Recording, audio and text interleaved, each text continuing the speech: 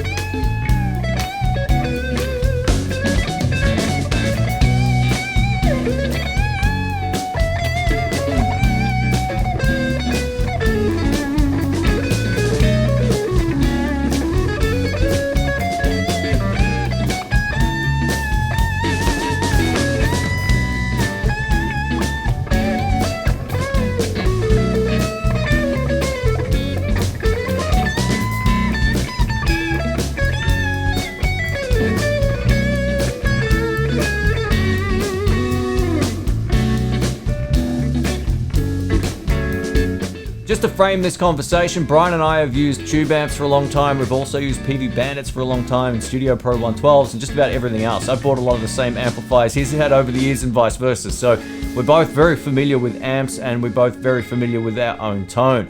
After chatting with Brian about his experience with it, I was shocked to know that he had that amplifier up at about 8 on the clean channel, and it still wasn't very loud in the room. The 50XL was slightly louder, so if volumes are concerned, probably aim to get the 50, or you can probably go for the 100, which is the larger one. But yeah, they didn't sound that great in the mix, and so far you haven't had any comparison, but nearly every amplifier we use from here on out sounds far better. But overall, if you plan on buying a Champion 40 or 50 XL, they're good little jam amplifiers, just don't expect too much out of them. They don't really have that big full bloom of sound. They're very heavily mid-scooped, and that's probably just due to the speaker that's in those amps. But, you know, you can get away with it if you're in a pinch. Up next, we got to test out some Vox AC15 amplifiers. Now, Brian was going straight into the top boost channel without any effects, and I had mine dialed in for more of a crunchy tone on the top boost channel, and then I was using a clean boost to push the gain. Now, the one that I was using was loaded with an Alnico Blue speaker. The one Brian was using was loaded with the Celestion Greenback. So let's take a listen.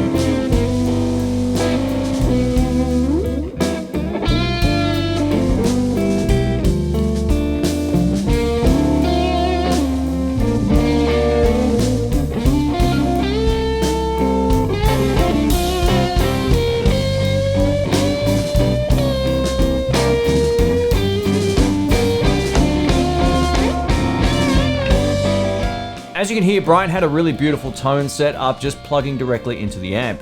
He's still going through his pedals, but none of them are on through that entire clip, so he got a great sound. And the way that he got it to sound as full and as round as he did was to turn the high cut all the way on, so you're basically taking out a lot of high end. I noticed on my particular sound it was a lot brighter, especially on the bridge pickup, than what he had, because I only had it just on. So yeah, depending on what kind of guitar you'll be using, you might find a Vox amp a little bit too bright. But overall, man, the tones are fun. There's something different, and if you pair a Vox amplifier with something like a Tube Screamer or a Maxon OD820, which you'll hear coming up, you get some really great sounds out of it. But you can use them without pedals, and they're plenty loud in the room. Very loud in the room. Up next is a pair of amplifiers that we both had no expectations for. So Brian and I have both owned Blues Juniors, we've both owned AC15s, and we had somewhat low expectations of how these amplifiers would perform in the mix. And we were wrong. This is the Fender Pro Juniors. Now, I was playing the standard black one with the generic speaker, and Brian was playing the tweed one with the Jensen, and man, they sounded so good. So if you don't know these amplifiers, they're very small. They're rated at 15 watts. There's no reverb circuit, no 3-band EQ or anything like that. You just get a volume and tone, and that's it. Very, very simple, but they sound great. Now, while I usually like a little bit of reverb, you can just add a little bit of analog delay for some sort of, slapback sound. It sounded fantastic, and in the room, they were way louder than we thought, and they cut the mix better than the Vox amps. I'm not saying they were a better sound than the Vox amps, but we had them far lower on the volume, running our pedals into them, and it just cut through the mix like you wouldn't believe. Let's take a listen.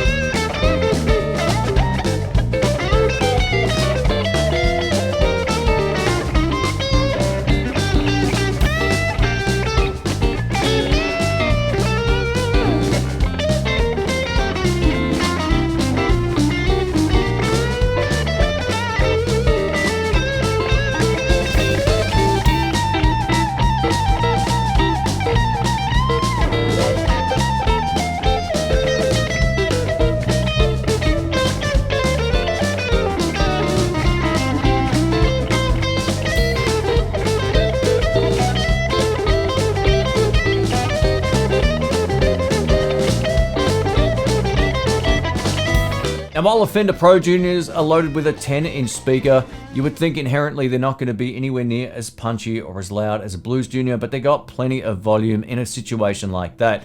The difference is that the smaller speaker in a room that's much larger, where there's audience noise and other stuff like that, might not fill the room in the same way. But in a situation like what we were doing there, or if you're going to rehearsals, for example, they're going to be plenty loud and they cut beautifully. You get a very classy sound out of them, a very fat tone out of them. And that's probably why a lot of people also like Princeton's, because they give you a very similar sound, but you get a beautiful 2-band EQ and you also get that reverb circuit. So overall, the Pro Juniors surprised us both.